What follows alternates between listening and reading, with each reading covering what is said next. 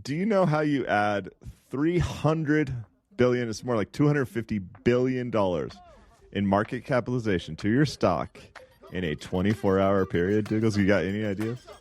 Lie.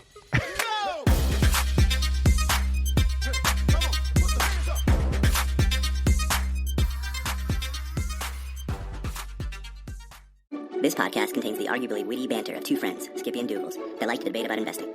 The content is intended to be entertaining and for informational purposes only, not investment advice. You should do your own research and consult a financial professional before using any of the information in this podcast, and especially before investing. Skippy and Douglas in the place to be. Welcome back, everybody. Before we get started, follow us on Instagram. It's a small but mighty following, I'd say. We'd love if all of y'all joined. At Skippy Douglas is the handle. Follow us on Instagram and hit us up with the listener mail, skippydouglas@gmail.com. Douglas, I'm hopping in there. I know you're in your intro, but we'll do it in a month. We still got a small but mighty loyal listener base. We got people from Russia and Israel and Ireland and Argentina, etc. Worldwide, baby. So much fun to see. It looked like you were just struggling to figure out names of countries. That's what you can't name any country. Because I haven't looked in a few weeks, so that was from memory. It's probably all wrong. So do that. We're going to hit on some listener mail today. To start, I don't know what this is. This is mystery. Skippy has some mystery challenges he said he's going to bring my way. So we're going to do that. We're going to pump that into the state of AI and the AI industry. And then we're going to wrap it up with a few different pieces of listener mail, some practical, some more philosophical. That's the episode today. You want to start with your challenge? Yeah. Pre-show meeting was a disaster, apparently. Challenge, no. You said I'm going to challenge you. I was ready to come on the show and make some predictions, but we don't make predictions. I'm just going to tell you a story of my last few weeks, and then we're going to talk about how that leads into some things happening in the stock market with Oracle. Ooh, and then I think the writing will be on the wall. I think I will have painted my masterpiece, and it will be crystal clear where we're headed. But you can tell me if you can figure it all out. Skippy Van Gogh. In the last 2 weeks, all these things I 100% swear have happened to me. One, I received a personal invite to Burning Man by some crypto bros. Okay? Okay. Pretty excited about it. I'm on the fence. I might go, but that's a different story. If it's your first time listening to the show, I'm a deep value investor who buys the most boring, trash companies. So you just need that context here. But now you're going to Burning Man with the Winklevi. I mean, I got the invite. Okay. I got the invite. All right. Also, in the last 2 weeks, I made 2 venture investments that I'm excited about. Again, boring, deep value investor. This might be out of character for me. Who are you? I have a few stocks on my watch list that are growth companies that I'm a little excited about. I feel like finally it's taken me many years. I mean, we've known each other for over 2 decades. After all this time, you finally come to the light. I've been working on you, grinding for this long. Or maybe, foreshadowing here, maybe things are a little bubbly. Just maybe, but... Michael Bublé. Okay, and then I don't know how to do this because sometimes personal content isn't so great, but I swear to you, I went to a shop yesterday to buy a few button-up shirts. This is not a New York City, tailored, this is not $1,000 tux or whatever. Okay. Threw on a couple shirts. I cannot reveal the name. Maybe I will later, but for the story. Threw on a couple shirts, thought they were great. Went to check the price tag, and they were $178 a piece. These are surfer flannels, surf shirts. I mean, maybe you could certainly wear them in the office, right? Are you buying those $78? Are you buying those Deckers shirts? Deckers. They do not have an ugly Hoka logo. Anyway, point. I could go on. I'm going to stop with those 4 points, and I'm going to go into Oracle. This does not feel normal to me. None of those things feel normal to me. Me being excited about some venture bets, me looking at growth stocks with intrigue. Yep. People, seriously, I'm not on Punk'd. People trying to charge me $180 for a basic button-up shirt. Welcome to the United States. Okay. Do you know how you add 300 billion, it's more like $250 billion in market capitalization to your stock in a 24-hour period? Douglas, you got any ideas? Lie. We're gonna cut straight to it, I guess. This last week, OpenAI agreed. Here's the kindergarten version. Actually, this is really important. OpenAI roughly valued at $300 billion based on their latest fundraise. They're trying to raise funds at $500 billion, but having trouble with that. As am I. OpenAI, yeah, me too. The Skippy and Douglas podcast is not quite worth that just yet. They're losing about $8 billion a year. Call it 10, call it whatever you want. They don't make money. They've never made money. In their most optimistic projections, they expect to make money in 2030 or 2031. Sure. Okay? Sure. Sure. They agreed to buy $300 billion. Again, the total value of the company is worth $300 billion. They've never made money. It's basically they just light money on fire at this point. Now, I think their product's pretty cool. Mm-hmm. Yeah, it's great. So they agreed to buy $300 billion worth of computing power from Oracle, $60 billion a year for 5 years, starting in 2027. Beautiful. Okay. There is a very likely probability that they won't even be able to get their hands on $60 billion in 2027. Yeah. Do you want to keep going or do you want me to keep going. Jump in here before I do all the facts. Yeah. Well, I'm going to jump in with another fact. So I'm sorry if I steal any thunder here, but to add on to what you stated, let's take this $60 billion because that point is super important. Oracle's revenue over the last 12 months was a little under $60 billion. Total annual revenue. So what we're saying is that OpenAI is going to give Oracle its annual revenue every year, like its current annual revenue, every year for the next 5 years for product that Oracle does not have. So money that OpenAI does not have is going to go to Oracle for product it does not have. For product they don't have. This is GPU compute effectively, which means Oracle has to turn around and spend somewhere between 200 and 400 billion, that's an estimate, of cold hard cash with probably NVIDIA. So if anyone wins in this announcement, it might be NVIDIA, although there's a lot of competitors because of how profitable that space is right now and how much demand there is. So it might not be NVIDIA. On this announcement, made up money that doesn't exist, that fingers crossed we hope exists in OpenAI's case, signing a contract to Oracle who says, if you spend hundreds of billions of dollars, we'll potentially give you $300 billion if we have it, but we probably won't have it. I doubt the contract says, but we probably won't have it, but I guarantee there's a great out clause. On that announcement alone, Oracle's stock goes up $250 billion in market cap. Because if you don't look deep into the numbers, you go, oh my goodness, revenue just doubled overnight. Everything's wonderful. From trough to peak over the last few days, 43%. Increase in stock. Let's complicate matters more. Okay. OpenAI has the weirdest corporate ownership structure ever. Yep. But rivaled only by IKEA. Because they took a $13 billion check from Microsoft. Microsoft does not actually own any of the company, but Microsoft has rights to 49% of profits for up to 10x that. So Microsoft could take 130 billion of profits out of this company in coming years. Again, no one has to worry about this because OpenAI is not making any profits. But if OpenAI actually made some profits, it's not like they can reinvest those profits and send the check to Oracle. It's nonsensical. This, to me, reminds me of a few episodes ago. We were talking about a Michael Mauboussin paper. I think it was a Michael Mauboussin paper. Maybe it was something different. Tell me if I'm getting it wrong. But we were talking about a paper. And this research paper was discussing investments that companies make and them becoming increasingly less profitable over time to by the end, you end up just investing in things because you need to grow. Like you need to say that you're growing. So you end up investing in things where the ROI gets lower and lower and lower and lower. That is what we're discussing. This potentially is happening here.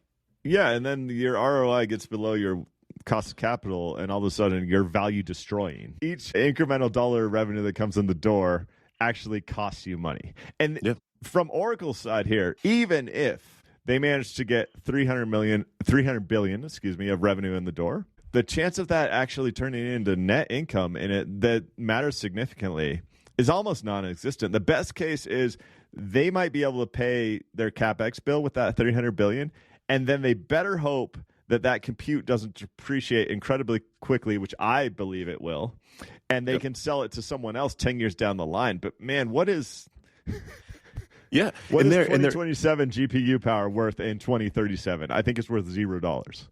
In their pitch for raising money, OpenAI goes, you can make this investment or just give the money to Oracle. Like either way, every dollar that you give to us is going to Oracle. So either give it to us. Actually, it's either going to Oracle or to Microsoft. If it's profitable dollars, it goes to Microsoft. If it's unprofitable dollars, it goes to Oracle. We're just middle people. We take a transaction fee. We are very much in the venture capital had their hands all up in Uber and Lyft time. Mm-hmm. And you could take a 20-minute ride for $2 and it was like, this is great. Like they just need market share. Uber just shows up in your city and needs market share, and they want to hire talent and they want to do everything else. And so everything's free because someone else is writing the check. Yeah. OpenAI is just begging people to write checks that they can write to Oracle, that they can one day write to Microsoft, that Oracle can write to NVIDIA.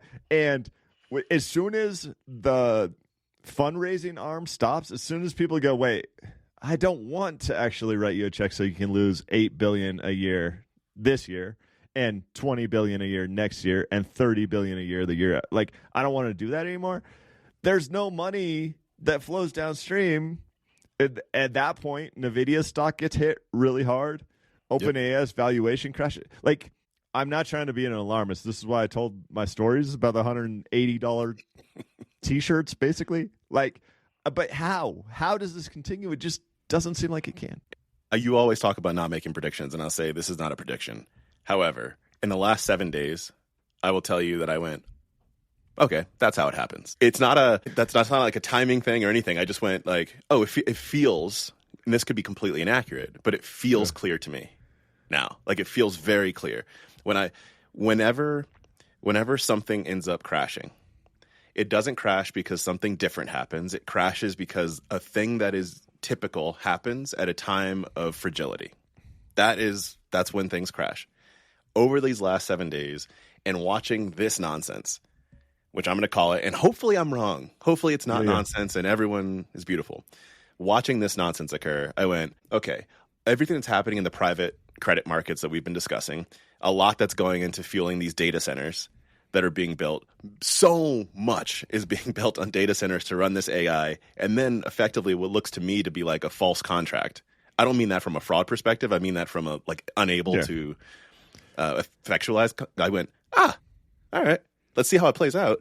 And last thing, I'm going to be watching one thing I'm going to refresh over and over again for the rest of the year, and that is whether or not Larry Ellison is selling stock. I had the exact same thought. Basically, he owns 40% of the company, and he's a really smart guy.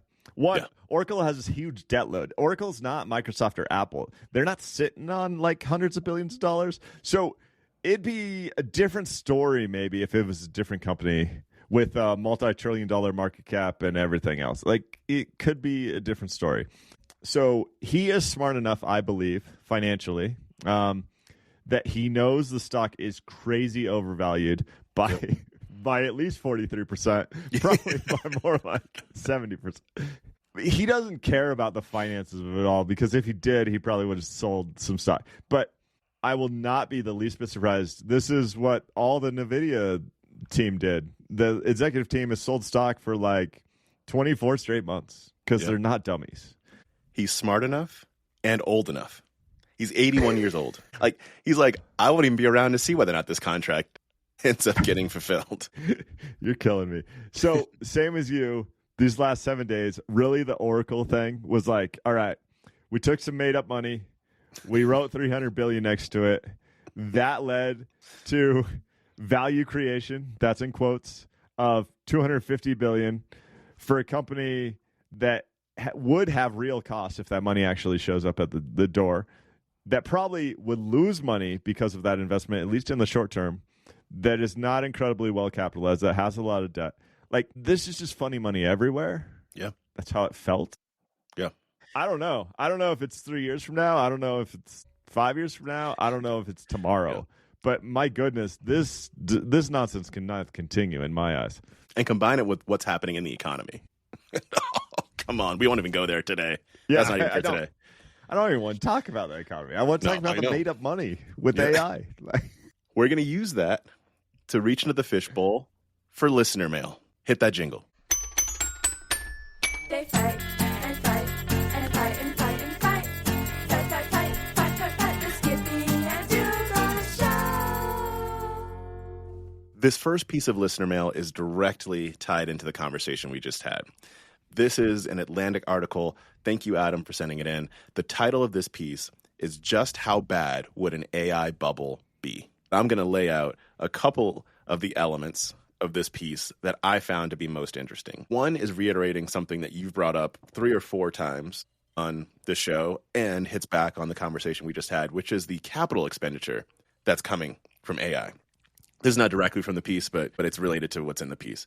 If you go back to 2018, so 7 years ago, there was about $20 billion that was spent, a quarter, on AI. This is before all the chat GPTs and all that. In this last quarter, it was almost $100 billion. And that's just looking at Amazon, Microsoft, Google, and Meta. That's not the entire market. Sorry, I should have said that at the beginning. Those 4 companies, Amazon, Microsoft, Google, Meta. So this isn't even talking about Tesla and what they're spending or anyone else. Those 4 companies, almost $100 billion last quarter. That is a wild figure. Now, a couple other things it mentioned that I thought, again, were most interesting. One is it talks about this study that came out in July from the Model Evaluation and Threat Research Group, METR. And what they did was they took experienced developers and gave them AI and did hypotheses for how much productivity growth they would end up having with AI. So they were like, probably like 40%. The developers themselves said, we think it's going to be 20% increase. They ran this study, and what they found was that the developers had a 20% productivity loss when they were using AI. Important point. Because they're teaching a new tool? Or what exactly is the reason for the loss? Yeah, it goes to, and the experienced developers point is important for this. It goes to something that we've discussed on here before around how AI, depending on the AI you're using, but in this case, AI, oftentimes a good analogy for it is an intern, like a qualified intern. Very good.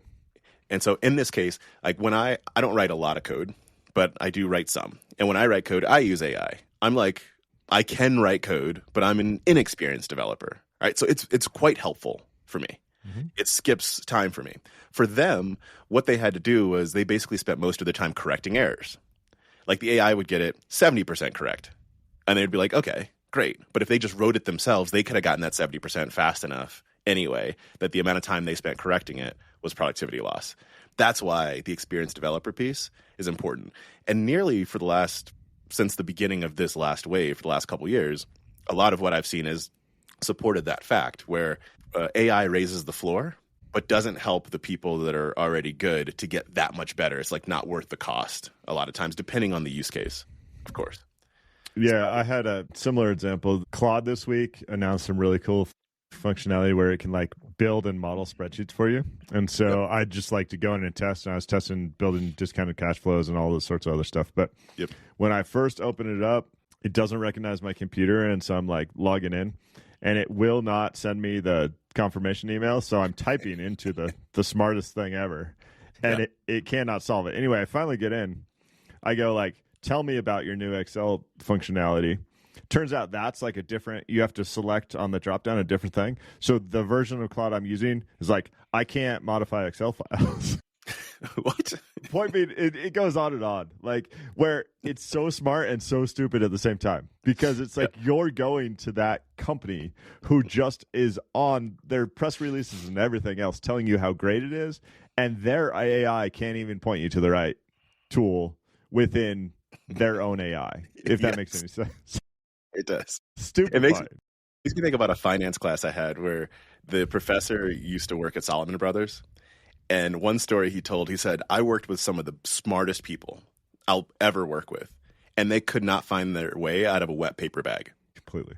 Now, I don't know why they were in the wet paper bag to begin with, but that, like, just the visual image, he was like, they are so smart and, like, can't do the most basic thing. And that's what you just reminded me of. Okay. The second thing that I found in this piece says, in the first half of this year, business spending on AI added more to GDP growth than all consumer spending combined. I mean, of course it did. The real question, I keep coming back to, what is this compute power worth in 5 years? Is there still a shortage or is there excess? If we go back to .com times, we built a lot of basically internet rail capacity, and then we didn't use it all, and then we took several years to figure out how to use it efficiently, and we're still benefiting from that today. There's a great book, I know I mentioned it before, but it's by Daniel Gross. It's called Pop. It explains how bubbles are good for the economy. We're speculating here. No one knows this is a bubble. This article argues that it's a bubble. Some facts from earlier this week have us hypothesizing if it's a bubble. But just if you go with that line of thinking for a little bit, what happens to the $100 billion in compute power that those major companies are buying today? What's that worth in 5 years? And does it appropriately match the supply demand curve? I think are fascinating questions. Yeah. And this is an example of asset inflation in my eyes. If we talk about the definition of inflation in, like, the simplest definition of inflation in the economy is too much money chasing too few goods.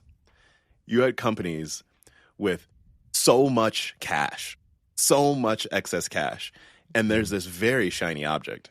Because AI will have an impact.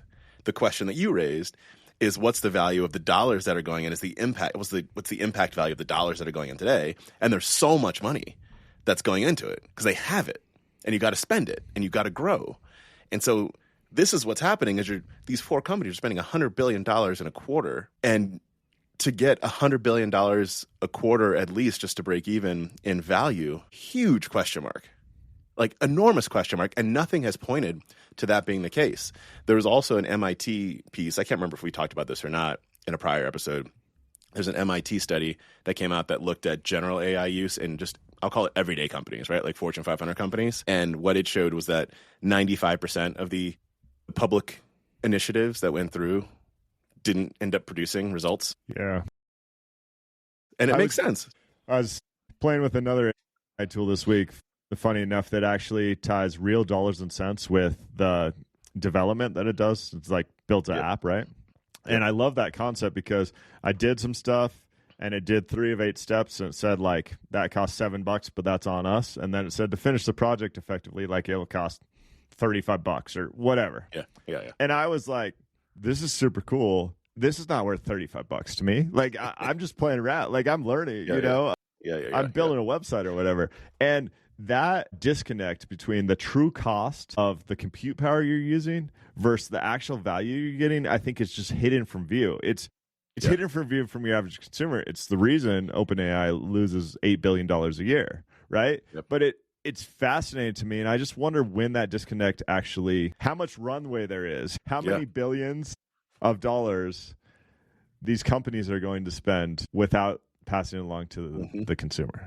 Yeah, and we shall see. There was another example that the piece gave. It went back to the early 80s when, like, email and the early internet apps started like touching the companies that could afford that, and they were like, oh my goodness, now let's say this executive or this director in the company, you can schedule your own meetings, you can communicate yourself. We don't need all these assistants and secretaries. And so fired all the assistants and secretaries and said, now you can do it yourself. And now the person that's running marketing is scheduling all their own meetings and sending emails and not marketing for the organization. Okay, the next piece. This is a tactical one. Well, and hold on. I just have to. We had so much listener mail this week. I'm not sure if we can get to it, but thank you guys so much. If we don't get to your question this week, we're going to try to get to it in future weeks. But just know, if we don't talk about it, it's not because we didn't really enjoy it. Sometimes it's just because we don't have time to cover all the stuff. But keep sending it in, please. Please. And before we get off of AI, I do want to be clear, and I know you feel the same way. We are not AI naysayers. I think we stated this throughout this, but AI is going to produce value. We believe in the value. We use it on a frequent basis, different types of AI. It's just the question of, are the dollars being spent going to have positive ROI in the time period that they need to in order to produce value? Yeah, huge fan. I'll hammer on that, right? If I was the CFO of Meta right now, I would be having panic attacks in my sleep about the amount of CapEx. I honestly would. I would have not slept well for months even though I know I'm investing in the future, and even though I can see the return down the road, and even though there's a clear directive from my company's leader about why we're spending this money, it's really hard for certain people like me to believe the hype of the most optimistic pro forma projections. And I guess I'm just happy that's not my job. That's all I can say. There you go. Okay. This next listener mail is from Liz. Liz asks, what do you guys think about alpha picks? What are the top couple research tools / sources you'd recommend for entry-level retail investors trying to keep it simple, minimalist, with decent quality? Very practical question. I'm going to give my response. Feel free to jump in as I'm giving it, and I'd love to hear from you. One is, I'd say, and this is with the, as you stated, entry-level retail investors. If I take that as the audience, stay away from alpha picks and seeking alpha. Just like, don't even look at it. Don't know that it exists, is what I would say. Not because I'm saying that's a bad product, the articles that folks write, and just so you know, with Seeking Alpha, people can write in their opinion pieces or whatever they want to write about of what they think about certain stocks, what they think about the market, et cetera, that's happening there. There's other stuff that comes into it, but if you look at things like that, it's going to give you opinions of people out in the market, and you just don't need that as a basic retail investor, because what's important when you're looking at something like an alpha picks is to be able to look at the nuance and make judgment for yourself, take someone's opinion, make judgment for yourself. That's just really hard. Like, it's very difficult for anybody, let alone a beginning early retail investor. The second not to do, don't do all the things that you're probably thinking about doing. You don't have 10 or 20 tabs that each have some different website that you're looking into, trying to get charts and visuals and all of that. It's a lot of time. Like, it's so easy to get sucked into the amount of time that it can spend to read the opinion pieces, look at the charts, etc. And if you end up with 20 different tabs and you're looking at something, you're just going to spending way more time than you need to, and you're going to confuse and overwhelm yourself because there's so much data out there, and a lot of it's nonsense. Do you agree or disagree with anything so far? The only thing I'd add to that second point is actually do the math. Okay, so take an average month, track the amount of times you spend researching stocks, and then do some basic math on realistic gains you could expect, even if you get outperformance, which is very, very rare. Mm-hmm. And say, am I willing to spend this much of my life getting paid $3 an hour or whatever the math comes out to do it? And now, for a lot of people, maybe listeners to the show, it's not about the return on investment there. It's not about how much you get paid. It's so that you actually enjoy it. But make sure that's a conscious decision for you, because having it on autopilot can free up your life for a lot of other things. So just think about that. And then I have lots of thoughts on research recommendations, so keep going. Now, this next thing I'm going to say might be counterintuitive to many folks. I say the more entry level you are, the more you should go directly to the source. And I think this is what people shy away from. Here's what I mean by the source. Read 10Ks. Read earnings releases. Learn the language and understand how businesses grow, how they become profitable, and how they generate cash. Go to the source. The reason I say it's counterintuitive is because I think a lot of people, the earlier you are and the more confusing the source might be, the more you'll go to reading people's opinions, summaries, etc., and you miss out on the true understanding of what's happening to that company or to the market. So that's one thing that I'd say. Now I'll finally get... Well, on the 10K piece, my goodness, spend a few hours with that, read the footnotes in the yearly financial statements, and you'll be shocked. Read the risk that they outline for the company, which no one ever does. You'll be shocked at how fragile the company is that you think is a slam dunk investment. And then read the footnotes where the senior accountant actually writes, like, we made a bad loan over here and this sucks and this is how we're telling you about it. And it's like, it's right there in plain English. People don't understand. There's Kilroy Realty Corporation, KRC. I own some stock. I've owned some stock on and off for a while. I mean, people don't understand. It's a REIT. You can go in and look, and they'll say, we own this property at this address, and the tenant is this type. And the way they describe it, you'll be like, oh, that's Oracle. Like, Oracle leases this building from them, and Oracle's term ends in 2029. Like, there is so much information that's just free for you that is not on a summary of any kind. There you go. Okay, so to get to the answer to your question, Liz, thank you for dealing with all the disclaimer and all the summary there. Yeah, the preamble. Here we go. There are a few different categories that I would lay out. So one is, for what I just said, directly to the source. So that's one category. The next I would say is looking at the stats and financials. That one, there are two. One you hate, Skippy, but there are two sources that I think are valuable. One is Yahoo Finance. I think they do a good job of categorizing things and looking at for the early retail investor. You're joking. No, I think they should look at it. And the second one is Morningstar. Those are the two. I wouldn't say even necessarily use both, but one of those two I think are helpful for looking at the financial ratios of companies, basic look at things like charts and historical performance. I think those are two good sources. I know you hate Yahoo Finance. I use it all the time. Fair. The next category are I put this in the category of nailing the principles of investing. And we mentioned, this isn't quantitative, but it's really the principles. We talked about, I think it was last week, I said something like, even after like decades in here, I still want to hit myself in the face constantly with the principles because they're easy to forget. And for this, I would say read Howard Marks, read his memos. I would read Jason Zweig's articles, and I would read Warren Buffett's annual shareholder reports. Like, just go back and read those. That's my take on nailing the principles. And then the last thing I would say are news sources. So, like, what's happening out in the market. And I don't know if you get a bunch of newsletters. I get a whole bunch of newsletters. Ones that I think are early retail investor friendly are Morning Brew, Market Briefs, Stock Twits. I think they have pretty good newsletters.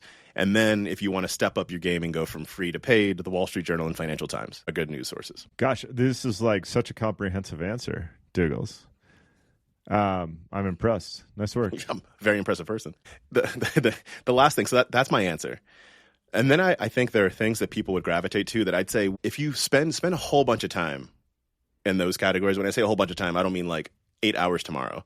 I mean spend quarters just doing what I just talked about.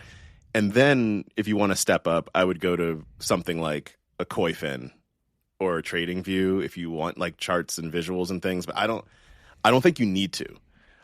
But those are the kinds of things. The reason I name them is not because I believe people should go there. It's because that's where people start to go. So I would just want to acknowledge where I think they fit in. I think you could spend your whole life never touching that stuff and just do some of the elements that are just talked about. But if you want to step up, start looking at things like charts, I go to TradingView or something like CoiFin. There's a lot there. I will try and keep it really brief. I believe that paying for the Wall Street Journal or Financial Times is a worthwhile investment. At the moment, I'd recommend the Financial Times because I like the more world-like view. Gives you a different shade there. Investment tools, there's so many good ones. Morningstar is probably the place I'd send people, even if you pay the $300 a year. Really good and trustworthy analysis. I also like CoiFin. You can do CoiFin for free and build some like really cool screens and stuff. That's good. ROIC.ai has pretty good tools. I've never used that. It's a good one. Guru Focus can be good. Here's what I'd say. You alluded to it. I'll try and keep it short. Figure out your principles. Make sure they're there. If I use a Morningstar, I have all the views customized to the metrics that matter to me. So I can take my decades worth of research and building my principles and look at something very quickly, often in like 5 minutes, and figure out if I'm interested or not, right? So that's the thing. I'd say pick a tool, make sure you know your principles, then customize it to you. And like you can do stuff relatively quickly if you've done it a lot, if there's that muscle memory there. I mean, we've had times on the show, right, where I hear about a new name, I'm throwing it in, we do some real live breakdowns, and I'm like, oh my goodness, I think I'm interested. Now, then I go read the 10K, and then I go do other stuff like that. But it's probably way too much information, Liz, but I hope that's helpful. And if you have follow-up questions, holler. And to go back, I'm going to take off something you just said and to go back to something I mentioned at the beginning. We mentioned like 15 different things, and don't do all of them at the same time. Go deep. Like I think what you said about your custom views in Morningstar, I think is really, really good. You can take that same principle with some of the other elements, figure out what works for you, and then go really, really deep so you can learn and understand the thing. And so then the muscle memory just starts to kick in, and you can take 5 minutes to, if you're looking at a stock, to like figure out what that is, or know exactly where you want to go in a 10K if you're looking for specific footnotes. Like what I mean by an example, what I mean by that is something, if I'm looking at a company and just on the basic screen and I see how much debt a company has and it just seems weird, You can go in to a 10K, look at their debt, read the footnotes to understand what's senior, right? How far out does that debt go? Why did they pick it up? Like, there are things like that you can start to learn. And so, but you'll get that over time. You don't need to start with things like that, but you'll get it over time. Yeah, and use your AI intern to ask some questions about this. You can use Notebook LM. You can throw a bunch of 10Ks in there and have it make a podcast for you. There's like these incredible things where you can do a really impressive amount of research. And then the follow-up questions, if you struggle to find it in the 10K, you can have some assistance there. Like, the world is amazing right now in how it can consume huge amounts of information, spit it back to you in a way that's hopefully digestible. And the more that you understand in general how these things work, the more you can interpret the answers that AI gives you and not just take it at face value. Yep. It's an important point. Yeah, AI only works if you're an expert in the space in most cases. So, whew. All right. We went deep there. I just exhausted myself. I got to take it out. I mean, look at you. You're like such a nerd. You talked about investing tools forever. You know how many people switch podcasts already?